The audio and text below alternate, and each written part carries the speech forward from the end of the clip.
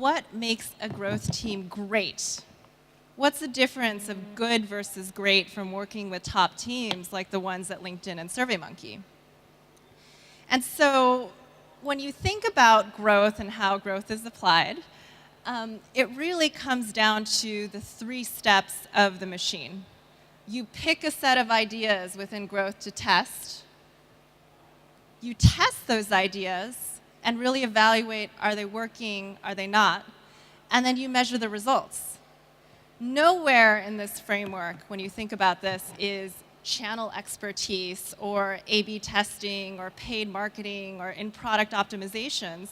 And the reason for that is because the growth machine is all about learning.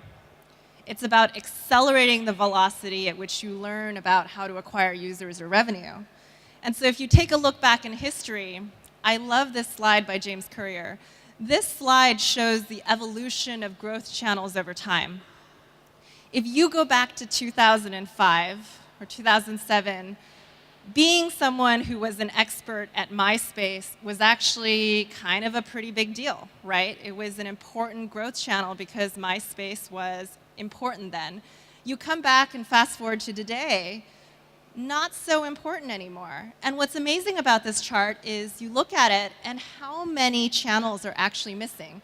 Snapchat's not on here, WeChat, Line, Instagram. So many of these channels have emerged because these channels are constantly growing and then they're constantly falling.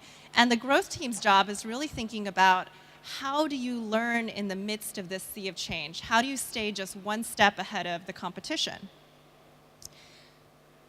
And so while many people think about growth, they think that growth is cohort analyses, A/B tests, different channels and how they're contributing. And all of these are really important, but what's most important is really thinking about how do you actually learn.